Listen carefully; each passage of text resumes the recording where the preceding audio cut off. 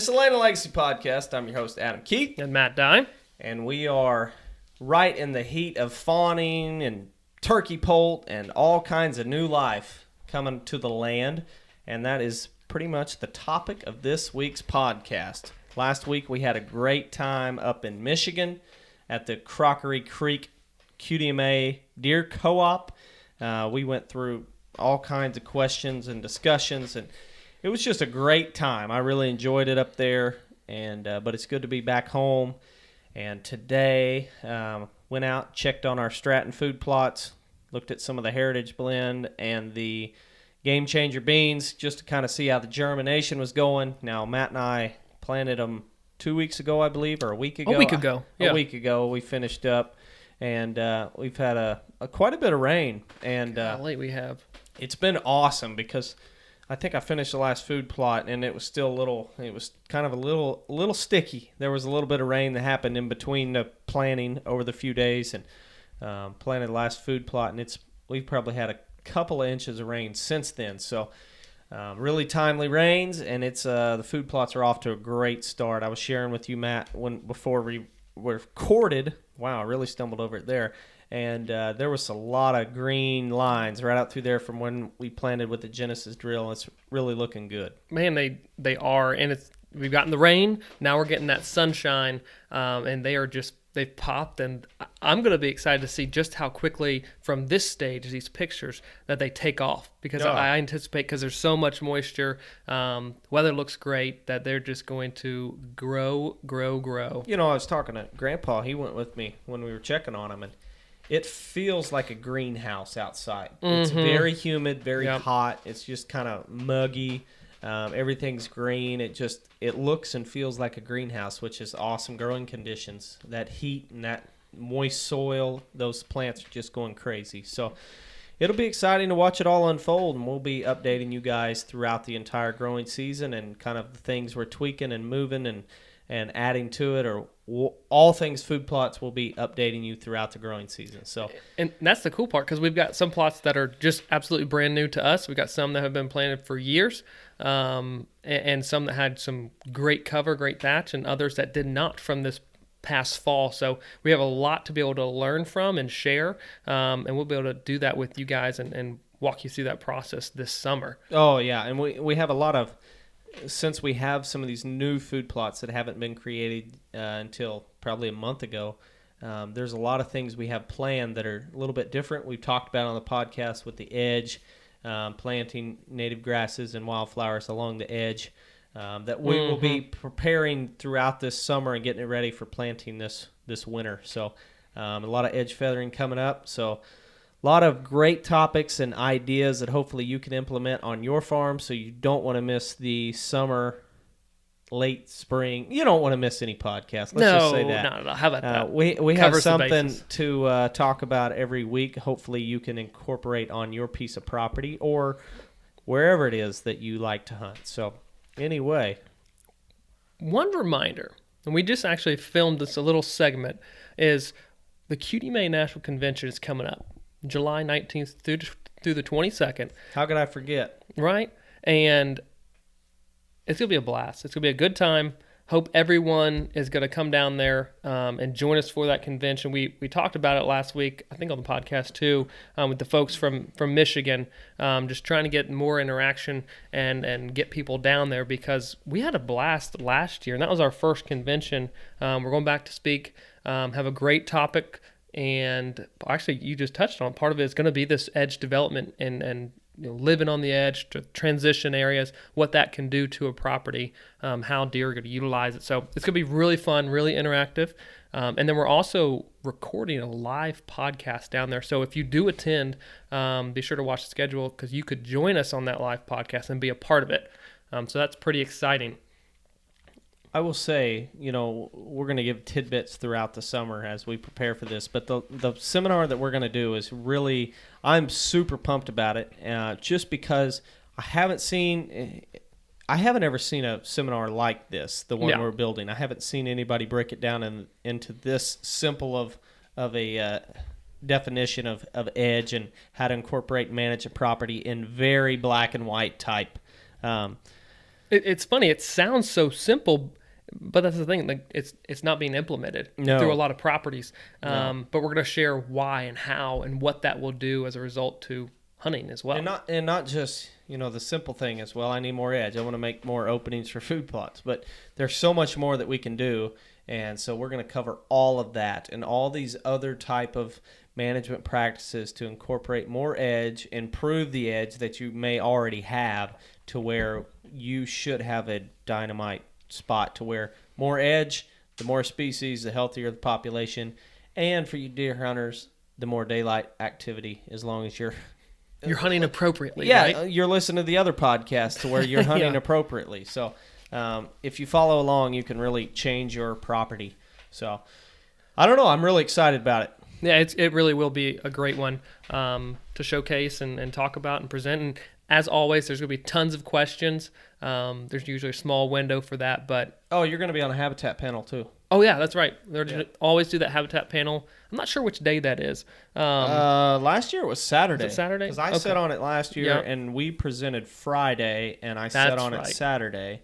And this year we are presenting on Saturday, so we're recording the podcast on Friday, and then we're working on something else to showcase Saturday night. We are going to keep that a secret. Yep, and it's only going to be showcased there. So you got to go there to see it. That's right. All righty. As I mentioned before, fawning season. Yes. And I know, let's just go ahead and say it. If you find a fawn, don't touch it. Just let it be. Yeah. Unless it's laying in the middle of the road, then maybe try to get out of there. But it is fawning season. And we actually saw a fawn while we were in Michigan, running through the timber. And it's also turkey poults dropping. And there's all kinds of new life coming. And so it's important that we understand what's happening for us and then looking around and seeing how we can use that to our advantage as far as our management. And that's what this week we're going to be talking a lot about, some stuff that we've hinted about or we've dropped tidbits throughout the 64 podcasts that we've done. This one we're actually going to devote the entire podcast to this topic, and it all revolves around kind of a different way of management. And again, we always talk about, we're trying to approach things from a different mindset or a different approach. I guess not just to say that we're different, but because oftentimes there's a lot of misconceptions out there, a lot of stories, fables, tales, exaggerated stories that get told around camp. So it's important to bring in a different view and provide that scientific background to support that view. And this is regarding fawns, habitat, and predation on those fawns. So, Adam, you got an email from a client. It started as a text. Okay. Tell that story. So, I think it was last week or 2 weeks ago, we talked about managing for... When we look at how we manage, everybody wants to manage for deer, turkeys, and we tend to overlook the little things, and we tend to overlook doing things that could improve the habitat for smaller game species, such as rabbits and quail and songbirds, whatever it is.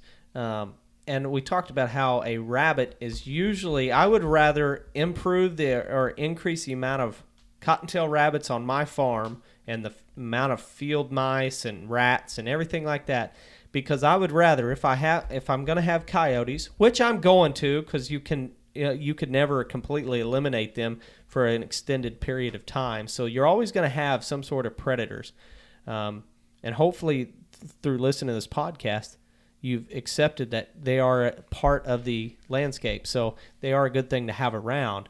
But anyway, we were talking about that, and a friend of mine said, hey, I was listening to your podcast about you would rather have rabbits on your property to feed the coyotes than fawns. And he goes, here's a video I got that shows how easy a rabbit is a meal for a bobcat. And it's a trail cam video, and it shows this bobcat walking down what looks like a logging road.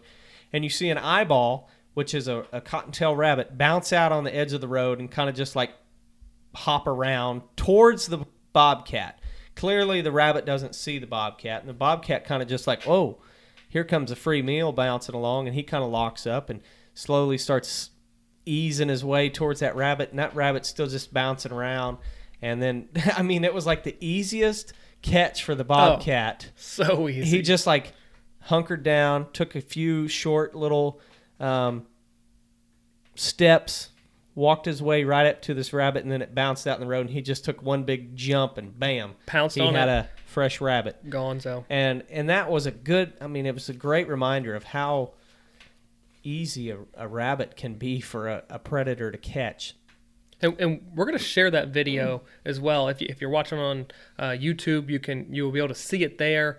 But then we're going to post it on Facebook as well, and try to put it here in the show notes with this podcast, so you guys can see exactly what we're talking about, just how easy it was. You kind of chuckle, but you're like, well, it's the circle of life. But man, did that rabbit not know what he was doing, and that bobcat make it look easy. It's so easy. It was like, man, even I could have taken that rabbit out with a stick. Oh yeah. And so that was just a great reminder of the importance of small game species on your landscape. Yeah. I just think of, there could have been a fawn laying 50 to 100 yards up the road, and that bobcat grabbed the rabbit. Now he's focused on that and not focused on trying to continue to hunt for a meal. There's a lot of takeaways. And from this video, one of the first things that I guess I noticed is as the video starts to play, that bobcat triggered the camera, the trail camera, and you just see it. Honestly, the first couple steps it's just walking. It's not hunting. Honestly, it's just honestly traveling down this road. And then as it approaches, and that rabbit's out there just hopping around, bebopping, it's like, oh, wait, hold a second, gears switched. I changed modes, and now I start to stalk a little bit, stay still. But it just goes to show that, hey, it's an opportunistic feeder. It saw an opportunity.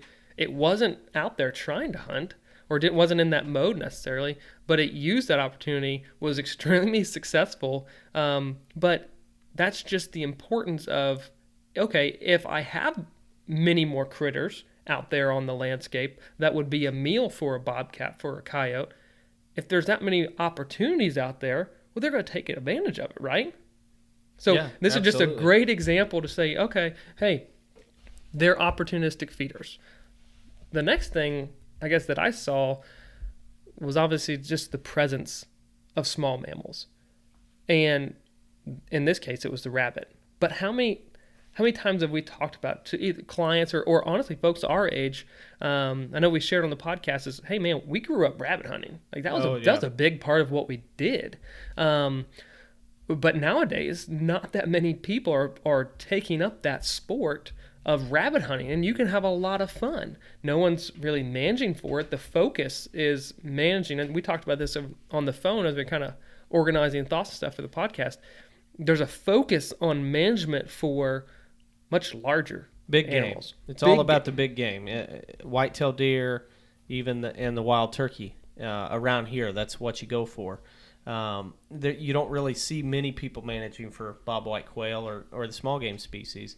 And, going back to that hunting as a kid for cottontail rabbits, think about it like the same reason you were hunting rabbits while I was hunting quail. Mm-hmm. At the same time, both of the populations were dropping. Declining. And I even hunted rabbits. For the same reason, too. Once the quail kind of went away on some of the properties we hunted, we started hunting rabbits on some other properties that still had a few.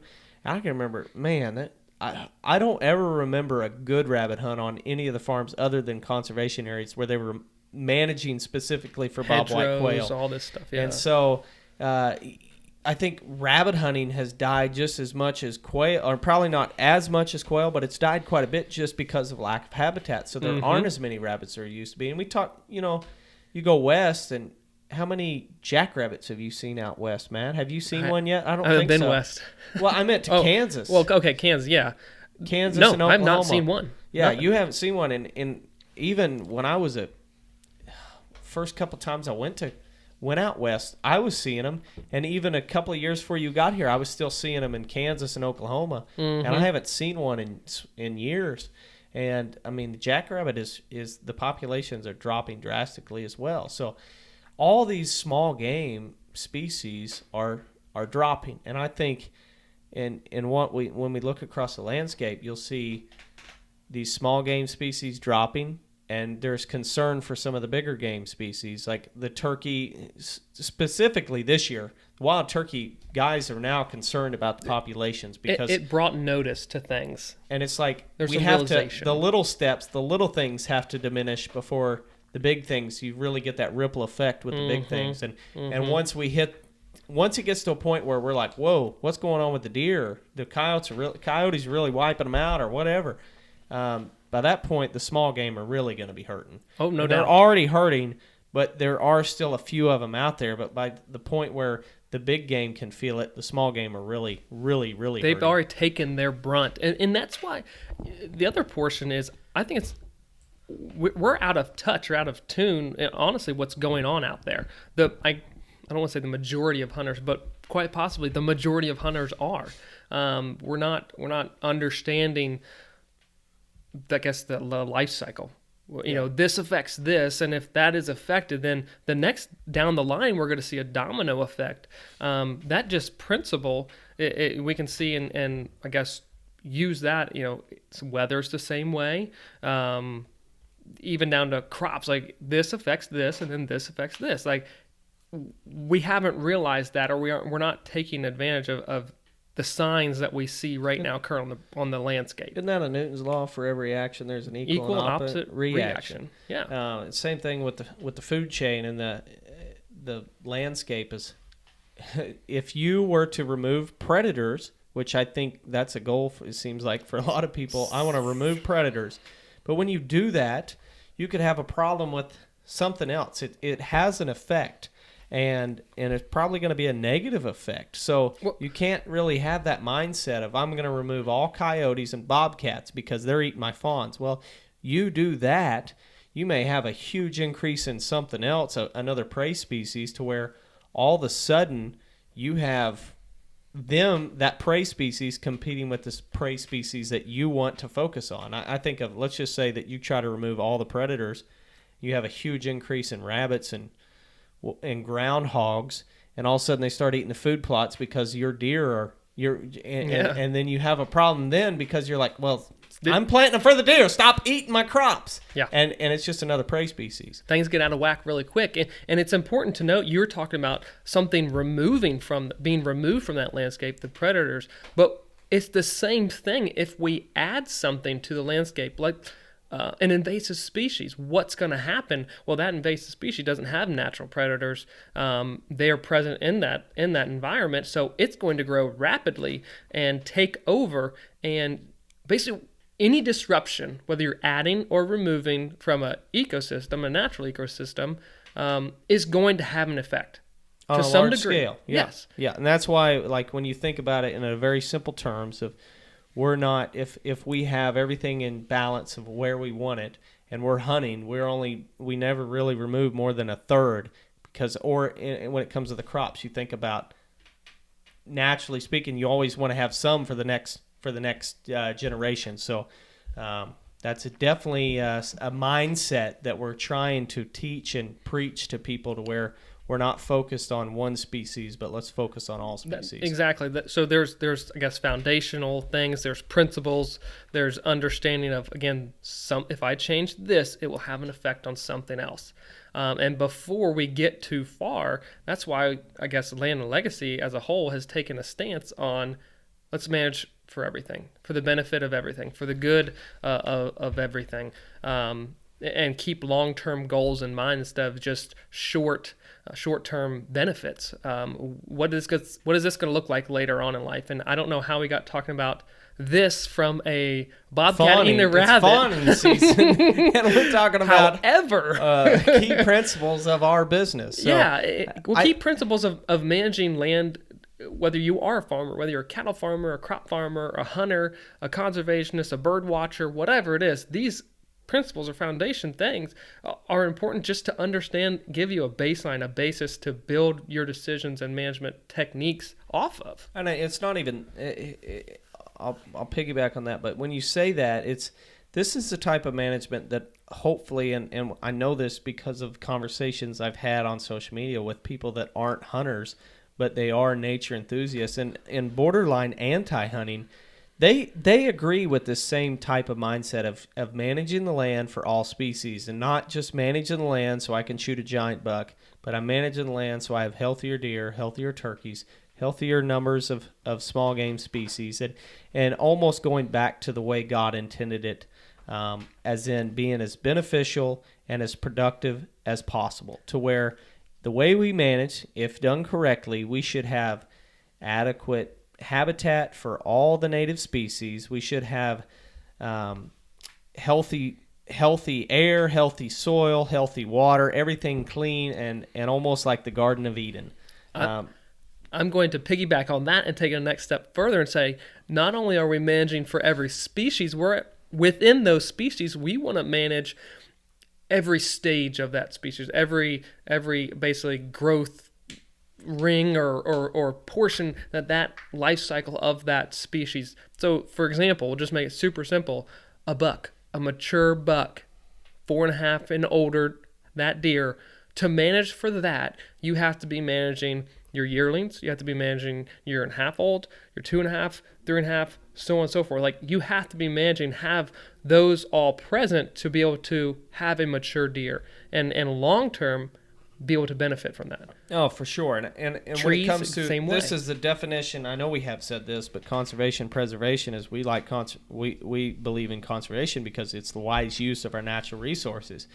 I think, and it's very clear from the beginning that once we had cursed land, we were called to be a land manager and caretake over the land. But after the curse, we were going to be fighting these thorns and thistles, as they say, and basically we're going to be fighting with nature and other species that are conflicting and putting pressure on the way it was designed. And that comes with invasive species, overpopulations, disease, all these terrible things that we have to deal with. So trying to replicate nature and manage it the way your area was managed. So we say this a lot, where we live in a landscape that was managed by fire and grazing. That's the way it was managed. And so if we can get back to that, that's going to make it may take a little work to get it there, but once we get it there, it'll be much easier to continue managing in that way and having a extremely beneficial landscape. It's much harder to get it back to that than it will be. Basically, the next 5 years, let's just say, is going to be much harder than it will be for the 20 years following that, to keep it in that same system, or to keep it in that same productivity.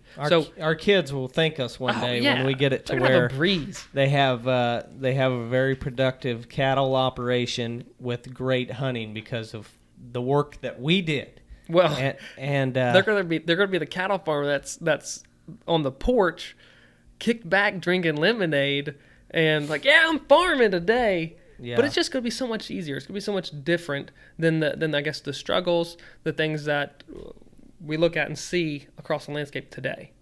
It's night and day. Totally. Yeah, it totally, and it goes with that whole, when we just talk about, man, we are just ranting on it today. But I think of the farm. I was actually looking at it today while I was checking on those food plots. There's numerous, way more acres in what I'm getting ready to explain than acres of the opposite. And it's acres that are not really managed other than with fire. They don't have enough growing for grazing. They don't have hardly enough growing for habitat. And it's just because of lack of management, because of lack of time. But as we progress and we get more time and we devote and we use more efficient machines to get it back, we're going to have a huge majority of the family farm and the Prairie Hollow property that we are able to graze and maintain for healthy habitat for wildlife than we are of what we have right now, which is not really ideal habitat. So, I mean, you kick out a basketball in the landscape right now, you're going to see it laying pretty open. And a lot of our timber, just because of no underbrush, because of closed canopy. So that goes right in to what we're going to now get into the actual message of the podcast. Yeah, back to the video. So another takeaway that as I watched is like, that was an automatic meal for that bobcat. Like, so before easy. we do this, it was ironic that we were chasing rabbit rabbit trails while talking about rabbits. That is ironic. Yeah. Of Great dad joke. Yeah. But it was an automatic meal. He didn't have to go out of his way. He didn't have to try. He basically, and from a predator-prey standpoint, what a predator is worried about is energy used, exerted to have the next meal. Yes, it was just a perfect captured thing. He stumbled upon it, but still the takedown was so easy. So incredibly easy. So easy. I think of that little video that I saw on Facebook of the little girl that, like, she comes running around the corner, like, do-do-do-do-do, and it's like, ah! If that rabbit only knew what was standing 5 foot away from him when he ran around that clump of bush, right. he would have just been, like, out of there. But one thing I did notice, you said some key points that came to mind. For me, it was the rabbit jumping out into the road where there was no cover. Like, yes. It was a road, but let's just say it was timber and there was no cover there. It went from concealed in the underbrush, early successional, to boom, right out in the open where the bobcat could actually see it. That's what comes to mind for me, and that's kind of the whole management change that we need to focus on as we'll discuss here. Yeah. So the important thing that we're going to now touch on is regarding, I guess, a comparison between small mammals, reproduction, and fawns, deer reproduction rates, and what these naturally occur at, and the vast difference between them. And we've talked about it before, is basically the number of predators that were on the landscape naturally, this and that. There was bears, there was wolves, there was bobcats, mountain lions, coyotes, foxes, everything. There were so many more predators in our area than what we see now. But there also was a prey species more present and more populated than what we see now as well. Prey species. Yes, it sounded prey like you species, said one, but yeah. Many, many more prey species. And so if we look right at rabbits, since they were in the video, we're going to touch on a few more, but that's number one. Rabbits, to me, the reason for that is just because they are probably one of the most common. Now, we'll cover some of the other common ones, but when you go to across a landscape, across a country, a rabbit of some sort is a pretty common, whether it be whatever kind it is, but the rabbits are almost everywhere. Swamp, cottontail, jack, and so, everything. That's why we're discussing the rabbit. So for a cottontail rabbit, they have 3 to 5 litters per year, and the average kits per litter is 5 to 6 kits per litter. So in a given year, one single rabbit could pop out 25 rabbits in a best case scenario. That's a lot of meals. That's a lot of meals, a lot of easy meals. On a bad year, that's 15 rabbits that are getting produced by one single rabbit. What does that tell you? To me, when we're talking animal science, if you will, what does that tell you when they're having to produce that many in a year at that high of a rate? They were born designed to die. Yes, they were born to die. And then it sounds really harsh, but they wouldn't have that reproduction rate if there was not a high mortality rate built into their life cycle. If they didn't reproduce, they would have been gone at that high of a rate. They'd have been gone a long time ago. Long time ago. So that rabbit, that cottontail rabbit that you see across your landscape, if it's just one or two here and there, it should be probably a lot more, but they're limited probably by the habitat that is present. Now, if you have more habitat for rabbits, you have more habitat for recruiting fawns, for turkey poults, but then you also have many more meals to offset those fawns and those turkey poults. A meal that was just shown in the video that was super easy to catch and present. It was an easy meal. It can't be explained really any simpler than that. It was an easy meal, and if you have more habitat for that, you have more of those easy meals, which is less predation on a larger mammal. It's not rocket science. It's really not, but sometimes I feel like it is, trying to explain it. Go ahead. Oh, no, you go ahead. I was just saying, let's look at mice. Mice, this was seriously mind-blowing.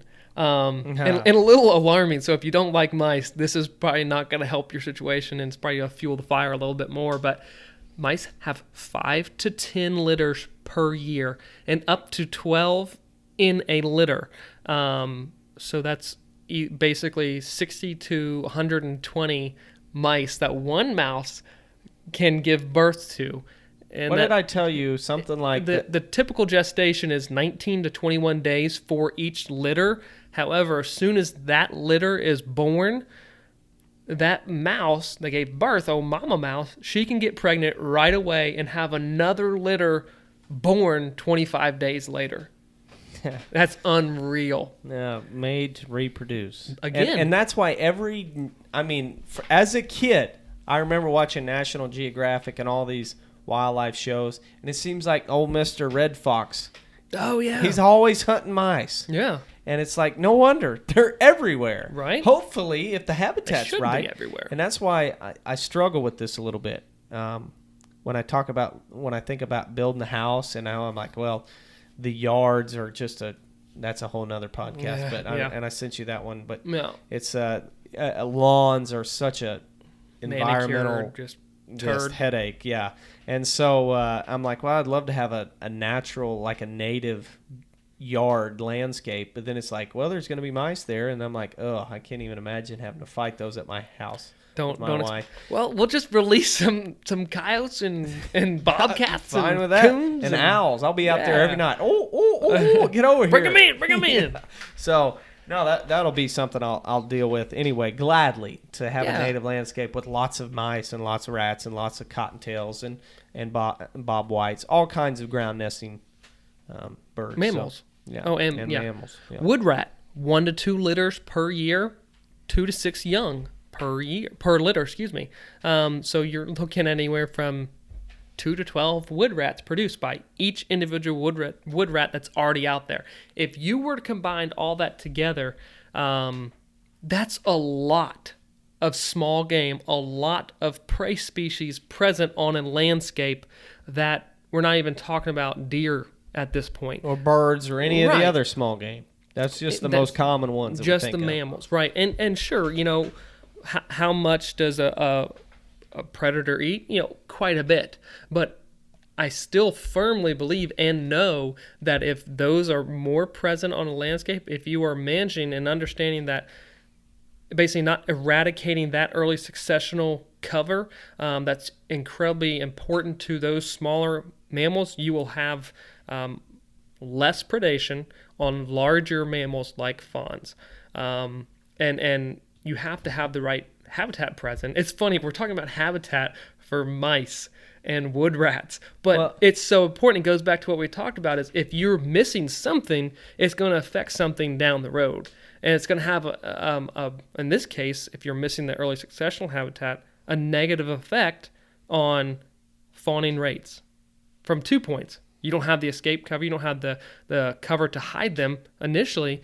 And 2, you don't have the species that the prey species, to offset the predation on fawns.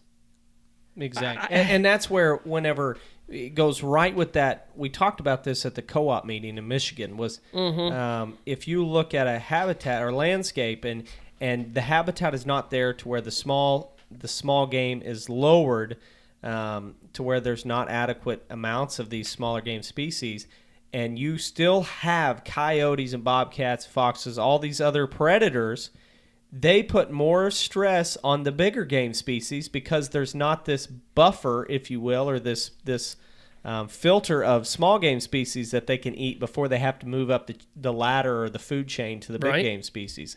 And that's where I think that a lot of our problem, when we see these coyote numbers dropping, or coyote population causing a decrease in deer population, is I think there's a lot to be said, but I think one of the biggest things is the habitat is not there to have adequate amounts of prey species, and specifically on the small game side of that.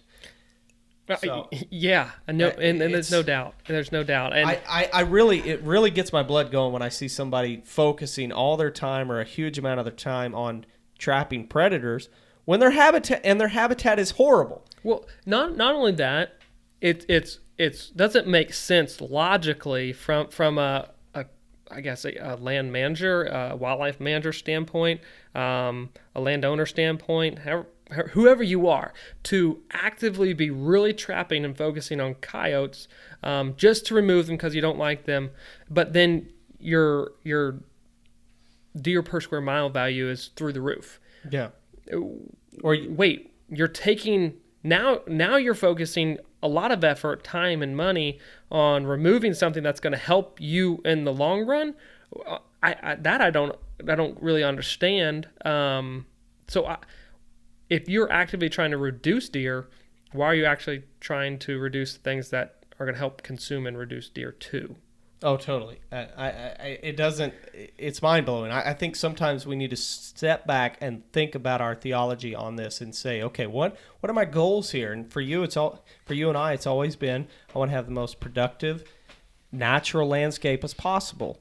And a predator plays a role just like a prey species does. And they're all supposed to work and play their role, and some of their roles may be more food for the predators, but that's their role. That's why they make huge litters every year. And I know we're going to get this comment, and I understand the point of view that the comment would come from, and the comment will be, well, coyotes aren't selective on the sex of fawn that they kill, or the sex of deer that they kill, and I'm managing for big bucks. So I could have a fawn, a coyote come in and take two button bucks, right? Or two male fawns, right? And I would have let those, basically I would have taken two doe fawns in that next year. But however, in that time frame, those doe fawns that you would have taken to get to that, I guess, recruit them into the season, everything, they're foraging, they're, in some cases, literally damaging your habitat, because the number of deer are so out of whack. So again, I go back to we just have to be super, super understanding of what we're doing to the habitat or to the environment, and understand, if I do this, what's going to be the result. Yeah, and we've said that so much over the podcast, is for every action we do, we need to think about what kind of effect that has, what kind of thumbprint or footprint that's going to have for however long. It may be a long period when it comes to a timber harvest, and you mess that up, and it's going to be with you for the rest of your life, most likely. So everything we do has an effect on it, and so that's why we're trying to be as strategic and smart as possible on really just trying to do things that replicates nature in the way it was intended to be managed. Perfect segue, because the other comment that I know we're going to get is, well, you guys like coyotes, or no matter what, even if you do all the right habitat work, coyotes will still take an opportunity to take a fawn. We're not saying that even if you have small game present, that a coyote, a bobcat, a black bear isn't going to take a meal of a fawn. Like, they're still going to do that. Just the effect or the loss, the extreme loss, is going to be much less. The felt pressure on that deer population is going to be much less if you have these other two, like you said earlier, to be a buffer. That's a natural process. I think of exactly natural process, survival of the fittest.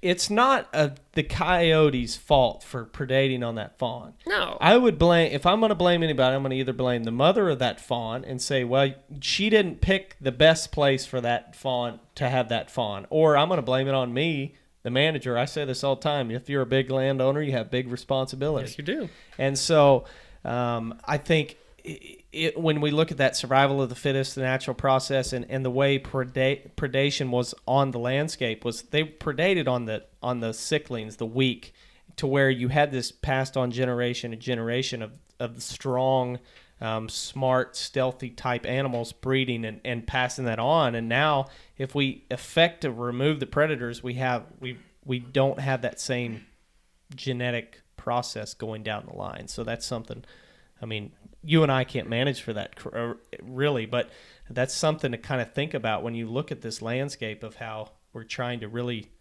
affect it with our trapping and removal of predators. That's something to have concern about. So. And again, if you do have way too many predators on the landscape, and you need to remove them, then do it. Again, it's a balance. You have to just weigh it out, and just not go hog heaven or to war and not even understand the implications of that. I hate the line. I hate this line. I'm going to kill every one of them. Yeah. And it's just like, what? Did you wake up today and think you're God? Like, why do you think you have the right to go and kill every one of them? Now, it's never going to happen, by the way. Yeah. But I think it's, South Carolina comes up where coyote's not not native to that area, but there were native predators to that area. So it's just, there's always, know your landscape, know what's there, and manage it accordingly. If you do have too many predators, remove a portion of them. Try to do your part, but don't focus just on one, because if you're trying to manage for quail or small game species, then you need to focus on raccoons and other nest predators just as much. And a coyote can actually predate on those smaller nest predators. So keep that in mind, to where you don't focus on just the one, but you try to just remove the predators or knock them down. I mean, remove a portion of them. So here we're tying this back into some recent studies out of Penn State. And if you follow their blog, you can subscribe to it, and they'll send out weekly blogs about stuff that they're doing, research that they're working on, and it's typically really, really solid information. And they have been releasing some here recently, talking about their analysis of lots and lots and lots of fawn survival studies that have been research that has been conducted across the country, across varying landscapes, and lots of data points for them to analyze and understand. So we're going to kind of, in conjunction with that video we watched, walk you through some of the findings and touch on them. And some of the other things we're going to bring up is the habitat in which you're going to have the most success for fawns. And it goes back again to what we have been talking about and leading into, which is diversity. So one of the first things that they talk about is the three different types of ways that fawns die or perish. So basically these studies all put radio tracking collars on fawns. They check them every day. If they get a mortality signal, they'll go in and try and inspect, okay, what happened to this fawn? How did it die? And then they're able to determine that based on, if it is predated on, hopefully they can do a necropsy and look at bite marks, the way the fawn was stored or stashed, and just do a forensic analysis on this fawn. Or sometimes it's just simple. The fawn was abandoned, hit by a car. So there's predation is one group, natural cause, which would be like the starvation or abandonment, and then the third way is by humans, which could be a car wreck, could be a tractor or an implement running over it. So those are the three different ways. And to no big surprise, predation is the most likely factor for fawns being killed. In all these studies, right? And I guess I go back and would look at this and say, okay, which is I don't question that at all. I totally believe it because of the lack of habitat that's present across the landscape. And again, these studies, it's a compilation of many studies from agricultural land, mixed land, which is forest and agriculture, and then just forested land. So it's looking across a massive sample size, and about 65% of fawn mortality was caused because of predators. About 10% was humans, and about 20% was natural causes. So that's kind of the breakdown of what happened to this fawn and that average. And then we're going to look at the landscape and the differences of predation in those areas. So, Adam, was it any surprise to you that predators was number one on that list? No, not at all. Not at all. Did you think natural mortality would have been higher or less? I would say no. That's about where I would imagine it. Maybe a little less, honestly. But predators was the biggest thing to me. I mean, if they weren't there, Mama would take care of them, and we wouldn't. To me, it wouldn't take very long for that population to explode and be way out of control. So it's about where I would expect it. On the mortality or the whole breakdown of all the whole breakdown of it, yeah. But I mean, if you were to tell me, okay, here's you've got the three types: mankind, natural, and then predator. I'm going to say predator, and then most likely mankind being the number two. Mm-hmm. So it's really not too shocking, but I think if you really sit down and break it down, I think what is interesting is the three types of landscape and how that changes with the different types. Right. And that's what we're talking about next is they have, again, three different types of landscape. They've categorized each one of these studies and then analyzed forest, mixed, which is 50-50 agriculture to forest land, and then agriculture land. And this is looking at specifically the human mortality rate. So that about 10% of that mortality, the proportion of mortality. So we've got in forested ground just over, it's not even 10%. It looks like it's like 2%, which totally makes sense. If you're in a big forest, what's the opportunity for a human to really come across the fawn and find it and then cause it harm, right? Yeah. If it runs into a person in the timber, that person's just walking. So unless they have a vendetta against that fawn, their chances are they're not going to kill them. So. Mm-hmm. And then the other one is we look at agriculture, and that's about basically, I would say, I'm looking at the graph, 16%. And then the mixed is actually the highest. And we look at that and say 25-ish% of mortality by humans in each one of those respective categories of land cover. So in simple terms, basically, where human disturbance or human mortality was caused in the more broken up landscape. Correct. The 50-50. Yes, and it was the least amount of human killing was in the forested, and then it was a little bit higher in the crop country. Yes. And I think that you and I talked about this before, but they were actually planning on, they thought before that the crop country would have the highest human mortality because of the amount of equipment and crop planting and everything like that. But as you and I talked, during fawning season, you look across at cornfields and crop country, a lot of them get tilled under. So there's no reason for a fawn or a adult doe to say, I'm going to go have a fawn in the dirt patch. Right. No. And so, but where she will is more hay country. And we've heard this, you and I both come from cattle country, hay country, where people cut hay in fawning season. This is the window that those disc are firing up, and it is prime fawn dropping time frame, and that's when they're getting into the fields, and so that's when they get killed by and that's why in large agricultural land you're not typically farming the smaller 50-50 ratios of land. That's where you get a lot of the cattle pasture, a lot of the cattle farm, which is why you're going to have much more of this hay production in that mixed landscape than you would looking at the agricultural crop ground. You have basically those open fields are either a lot of cover in the hay ground or bare dirt or very minimal cover, debris in the agriculture.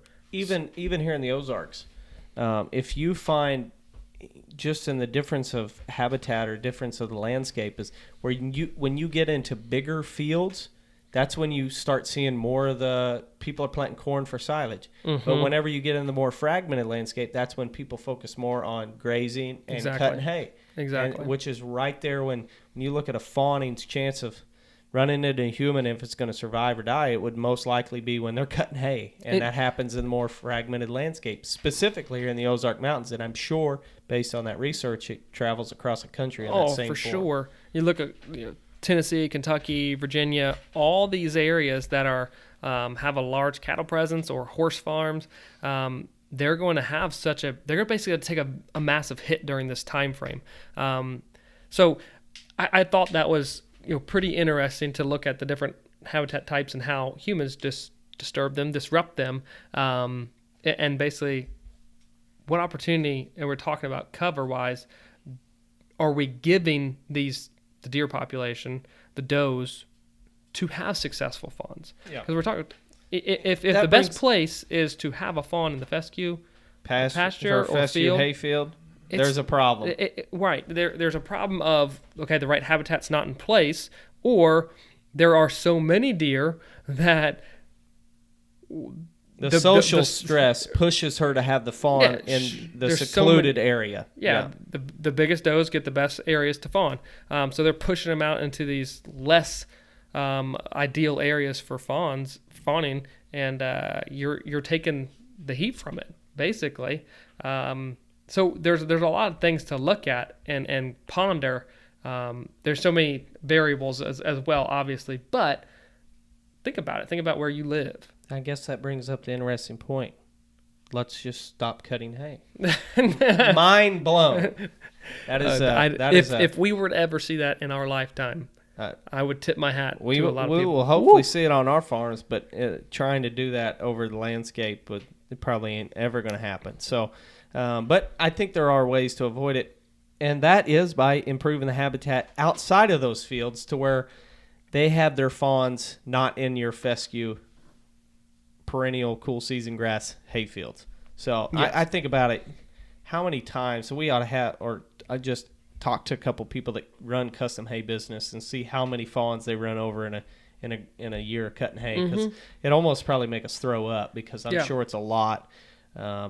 I know as a kid there was one time where they jumped 4 fawns out of the hayfield. They didn't kill any of them. They ran them out of there, but it's like they could have if they weren't paying attention. Sure. But I think they probably knew, go to that Keith farm, you better not run over a fawn or you're going to have 2 mad boys after you. Right. So, and I go back and forth about I guess some of the quality of that cover. Ideal? No. But I've also seen it could be a lot worse, and where fawns get stashed. Because when I was working at Quantico, we were doing the fawn survival studies, and some of the areas, there was the main side, and then there's all these training areas. Some of the fawns that we would find were tucked up against buildings. Basically, a doe would put their back against a building and say, nothing's coming from here, so then you can see everything approaching, and hopefully that fawn would basically be able to run. So we'd get calls in, hey, I got a fawn over here by this chain link fence and nestled by some taller grass or this and that. I look at that hayfield, I'm like, I've seen a lot worse. Yeah. It's cool. There's some cover. But my gosh, there's better. There's early successional habitat. There's edge feathering, soft edges. There's clear cuts that you could be doing. Fallow fields. Yeah, fallow fields, which never ever gets talked Woodlands, about ever. Savannas. So the habitat types could be much better than what we're seeing. A lot of fawns either perishing in or hopefully if they do wait to cut, they are getting through and making it. But are old enough to run out of the way. Yeah, no doubt. That brings up now. It almost slipped my mind, and I'm trying to rally the troops up in my head and between my ears to remember what the point was. And doggone it, I'm afraid it slipped my mind. But did the troops retreat? They did. They went home for dinner. I'll think of it here in a little while, because it was a point that we wanted to address. I know we talked about it early on. It must have been a real good one too, if I can't remember it. But right. I think that just the whole mindset of cutting hay and understanding where you can put better fawning habitat, and that goes right into what we just said of there's so many different things we can do to improve it, with the edge feathering, to where you can make these areas right on the edge of your food plot. It's just the additional work, And that's why it's so beneficial, because you're not only increasing the chances of a fawn surviving, but you're improving the edge to where your mature deer feel safer in those areas because they have better escape cover, or they're just they feel more comfortable being in your food plots. Or if I was in my shoes with this knowledge when I was 10 to 20 back home, what I would do and recommend is, well, my dad, he's never going to stop cutting hay. That's just part of it. That's the way, honestly, we have to make a living. There's just no way around that. So I would be along the timber line. I would be doing these soft edges, knowing that, okay, they want to be here, but I can increase this fawning cover so much better if I just create this edge, and that could be done with a chainsaw. I could have done that during that time frame, but I didn't have, obviously, the understanding knowledge that I do now. But I just want to do something instead of saying, well, that's just the way it is. I want to do something. So hopefully that's going to help someone say, next spring, I'm not going to lose as many fawns in the hayfield. I'm going to give them a better opportunity to survive. I'm not going to affect Dad. I'm not going to ask him to, not cut all of it or take an acre out so I can have a food plot. I'm just going to make my edge of the timber and field a soft edge and blend it so much better. Let's just go back to that social stress. When we talk about the mature does or the adult does, the dominant ones will get the best areas for fawns. That's why it's important to break up that landscape, to have edge feathering around your food plots, to have those planted native grasses within the perimeter of the food plots, all your food plots. That's why it's important to have broken up clear cuts or bedding thickets, more aggressive TSI and pockets, to where you have just scattered across the landscape better fawning habitat, to where every doe on your place that's makes a large part of her life on there, she has a place to go have a fawn where that fawn has a great chance of surviving, to where you're not having 5 or 10 or however many does that have ideal, and the other ones have to go lay out in the fescue and hope that they don't get run over by the tractor. So that's why it's important to break it up, fragment your landscape, and provide that opportunity for all your does and turkeys to have nests right there amongst all that stuff as well, to where you have an opportunity for a very healthy population down the road. We get so upset about fawns that don't make it, but do we have success, or do we feel enjoyment, fulfillment, I guess, of when they do survive? You know what I mean? Like, we should be celebrating, oh, I had this many survive, I'm seeing this many recruit, when they start showing up trail camera, August. Oh, this was much better than this past year. Maybe it's because of the work you've done, instead of just fretting over, I lost one, I found the remains, or my farmer, he mowed over it. There's something that can be said about using that energy of disappointment and putting it towards habitat improvement, so then you're not focused on the bad, but then the good of how many more are recruited in the years to come. I remember what it was. The troops came back. Yeah, there they are. So when we talked about the mice and the rabbits and everything, where they had so many, on average, an adult doe is going to have 1 or 2. Mm-hmm. Sometimes, very rarely, you'll see triplets in the wild, because that brings up. Did you see the video of the fawn that had quads? And the doe that had quads? Did I say fawn? Yeah. Wow, that's really something. The doe that had quads, my wife showed it to me, and I'm like, really? Well, I go in there, and then she's laying in, like, it looks like a yard, high fence all around her. Oh, yeah. Another doe comes walking by, like, oh, Susie, you're having your fawns. Oh, that's cool. Nice ear She had tag. 4 of them. Yeah, nice, cool necklace. Yeah. And so I think about that, like, in the wild, you're going to see 1 or 2, hopefully. You see 2 a lot more when the population is really healthy, to where you compare that to a rabbit or a field mouse, and you think, okay, well, if a doe has 1 and that dies to predation, and that happens on a regular occurrence throughout the property, population is going to hurt. Yep. But if you have more rabbits and all those other small game species to where hopefully they're feeding and those fawns have a chance to survive, that's the way it was intended. So I guess, and this is just a number standpoint, not a value of the animal, but you have more to lose with rabbits and these mice and voles on a property than you do with deer, because there's just more of them. That makes sense. Yeah. So the third main thing out of this study, this is talking about just the predators, the breakdown of predators. There was 3 main predators that basically accounted for all the predation on fawns. And those black bears, and they said canine species, which will include coyotes and domestic dogs, and then bobcats. They kill 83% of the fawns that died of predation. Those 3 kind of took the cake there with bringing the bulk of predation.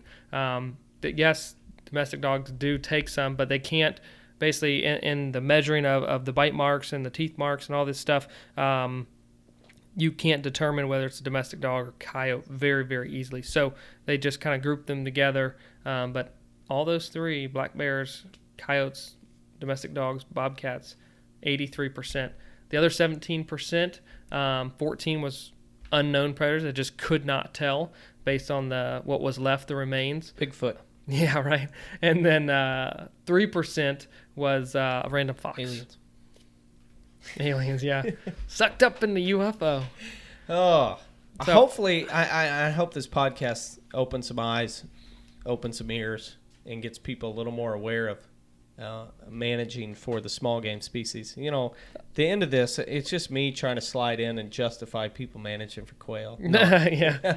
I'm totally kidding. But if you manage for quail, that was a question I had today on Habitat Manager. The guy asked, is good quail habitat good deer habitat, and vice versa? It was like, well, good quail habitat usually means good deer habitat, but just because you have deer doesn't necessarily mean you have quail.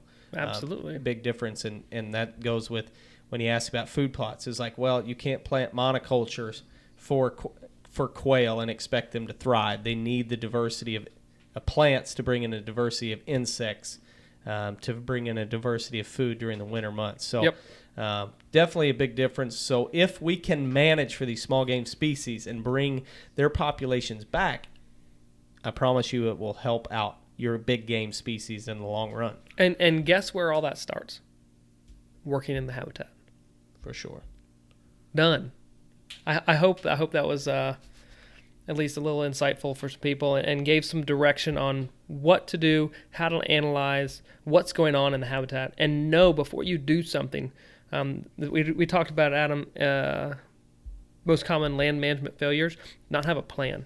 And the plan is important to understand, what am I doing here? Where am I going? Understand the direction. So for sure. Let's do our would you rathers. Okay. Would you rather, I'm just throwing one out there, would you rather fight a mountain lion or a grizzly bear? We're camping out west and we hear something outside the tent, and I say, wait, we're sharing a tent? Yeah, well, yeah, we're camping. I ain't packing 2 tents in there. Well, there's all of us. I was picturing a canvas wall tent. Okay, thank God. There's hope we're doing them little pup You brought your earplug. Yeah. It's a one-man tent. We got to share it because you're too scared to sleep outside with the bears and snakes. So anyway, if there's something outside and you go outside to fight it off, would you rather it be a grizzly bear or a mountain lion? Oh, God. Dude, I'm in the fetal position either way. Yeah. I think I'd rather fight a grizzly bear than a mountain lion. Really? Yeah. Cats are mean, man. They are mean. They're agile. And I know how I'm going to handle a grizzly bear. Fighting. I'm going to stick my hand down his throat. I think a guy survived because of that. Yeah, the one guy. The one guy. I'll be the second guy. Yeah, it looked like it ate his arm first. Right. So. Oh, gee whiz. Okay, you threw that one out there. Would you rather, knowing the predation rate, the high predation rate, and your potential role in life, would you rather be born a rabbit or a mouse and have lots of little brothers and sisters? Oh, man. A mouse. I feel like I have a better chance at hiding. Okay. Yeah. Good luck, brother. Yeah. All right. That was 2 very random would you rathers, but we were kind of tired of doing the whole other stuff for this week. So anyway, hopefully you guys enjoyed this week's podcast. Please go give us a review on our Facebook page or over on Stitcher or iTunes. There's been a couple really nice ones here lately, and you guys, when we get the hats ready, you're going to get one. I promise you. So, and those are still progressing. We've got lots of cool stuff coming with those, lots of new advancements. All right, sounds good. Hopefully we will catch you next time. We'll see ya.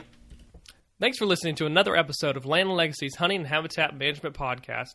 If you like what you hear, check us out at lanlandlegacy.tv. You can submit a viewer question right there, and we're answering on the podcast, or find us on Facebook and Instagram.